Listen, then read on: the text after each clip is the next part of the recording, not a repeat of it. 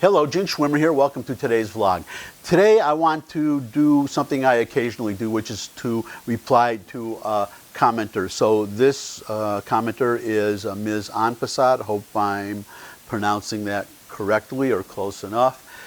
She comments on a vlog I did yesterday about a dramatic increase in explosions in Sweden and how I think that relates to the gun control debate that we are having here. Now, one of the facts I brought, which is what apparently Ms. Antalet disputes, one of the facts, or purported facts, I guess from Ms. Antalet's point of view, that I mentioned in yesterday's vlog was that there was a 45% increase in explosions in Sweden from the period January to July 2018 compared to January to July 2019 this year. So I'll put the comment up and I'll just read it out to you and then I'll give you my response.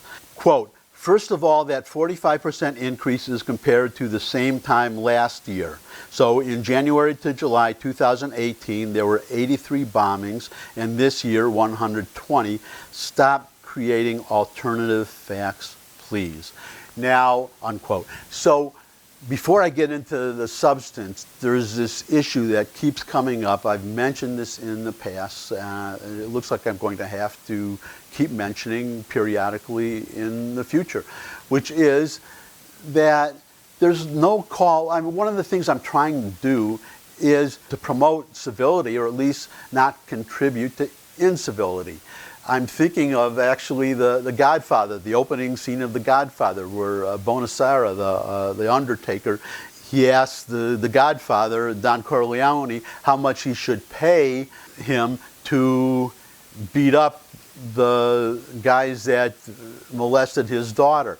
Don Corleone said, Bonasera, what have I done that you should treat me so disrespectfully? And that is just starting out my question to Ms. Antalet.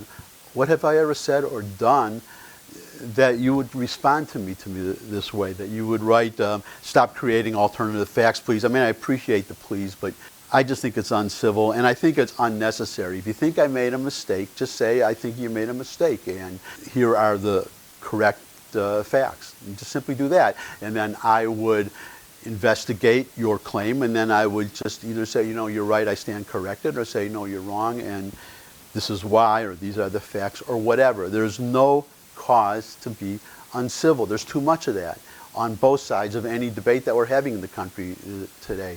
How can we discuss anything if we're not civil to each other? So that's my advice to Ms. Antalet, at least in the future. Just try to be nice, just be civil, that's all.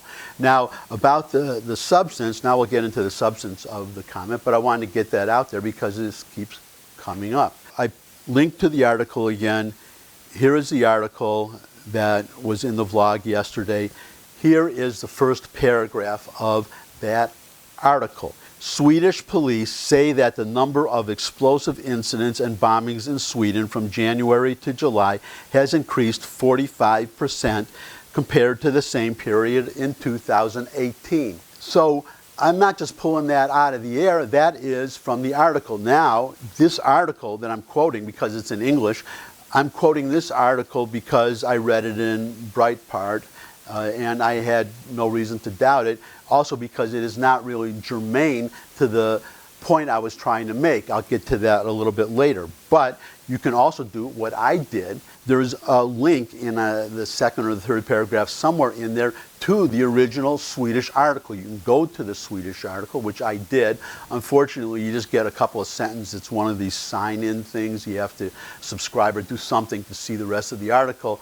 Unfortunately, those instructions were in Swedish, so I did the best I could. I figured out to put in my phone number, but it's a United States phone number, whatever, I couldn't do it. So what I ended up doing, and I put instructions in the description so everybody else can follow what I did. I took the URL of the Swedish article and I went to a website called outline.com, outline.com, and you paste the link into little search field, and you get the entire article. So I got the entire article still in Swedish, so I copied and pasted the entire article into Google Translate. I guess any online translator would work, and verified that the Breitbart article is accurate. They were quoting the Swedish newspaper correctly. But if you don't want to take Breitbart's word, as I said, I put the link to the Swedish article and instructions how to translate it into English. But the point is, the article states the 45% figure. It's not something that I made up. So I don't understand, if she did what I did, Ms. Antalet, what her beef is with me. But she did raise an interesting point, which is why I'm commenting. As I've said in the past, I find issues raised in comments that I find interesting or worth addressing. So the figures that she mentions, 83 explosions last year, January 2018, January to July, compared to 120 explosions this year, if January to July. That number is correct. That's in the Swedish article. Now, I didn't put it up, as I'll explain later. All these quotes that I did put up, by the way, I copied and pasted directly from the article. I used a snipping tool and just photographed each paragraph. I did not write anything on my own or misquote anybody. But those numbers are correct. As I'll explain, I didn't put that paragraph in the original vlog because I didn't think it was germane, but I'll get to that later. But this is what I did was, and this gets back to civility too, because I could say to Ms. Antalet, if I wanted to respond in kind, please check your math, learn how to do math, please, learn how to add and subtract, learn how to divide, learn how to figure percentages. But I would never do anything like that because, well, we have to review a little bit of high school math or junior high school math. So we're talking about the percentage decrease from one number to another number. That's what we're talking about here. 45, or we're talking about an increase, I'm sorry. 45% increase from one year to the next. So when you're figuring percentages, as you may remember or you may have forgotten, so I'll remind you, but you take the higher number, you subtract the lower number from the higher number, you get the difference. If you're trying to figure out the percentage decrease, then you divide that difference by the higher number. If you're trying to figure out the percentage increase, you take that same difference, but you divide it by the lower number. So that's what I did. I took the figures, which again I said are correct according to the newspaper anyways. So 120 minus 83 is 37.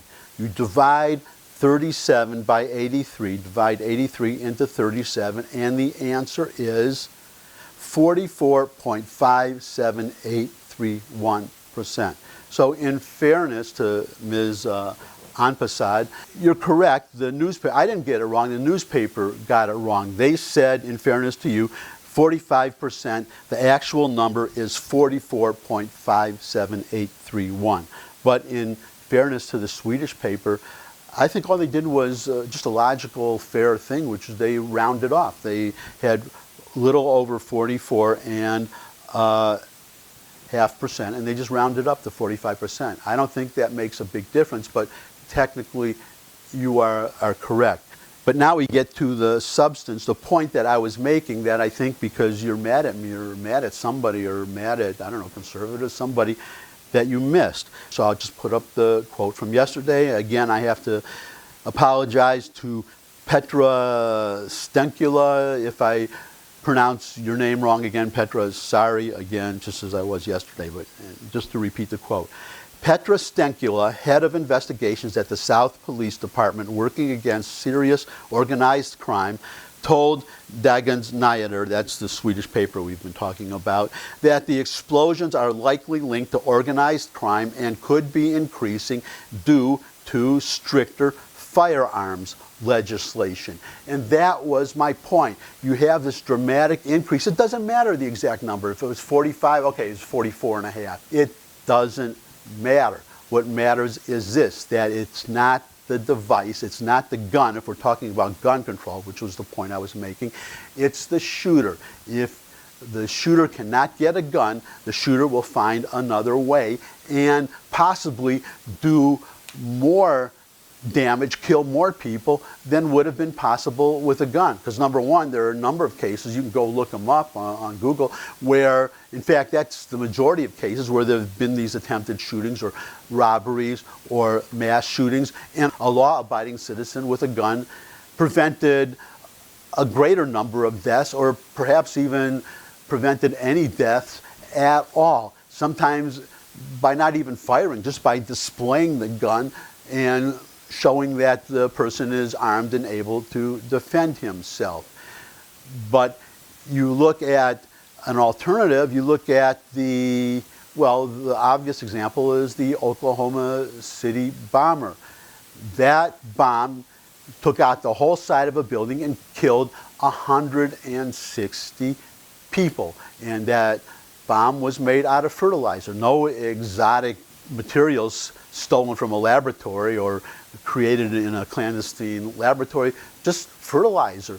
And the Tsarnaev brothers, forgive me if I'm pronouncing that wrong again, but the Boston Marathon bombing, that was a homemade device too that killed a number of people, just, I believe, made with household chemicals again, and put into a pressure cooker and killed a number of people.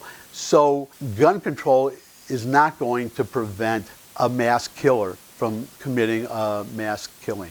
That was my point. And you can even look at England, where they have very strict gun control, and they have an increase in killings from, well, they are getting guns, there are gun deaths, those have gone up, but you're also seeing a lot of stabbings, and you're seeing also, though not fatal, I believe so far, but acid attacks.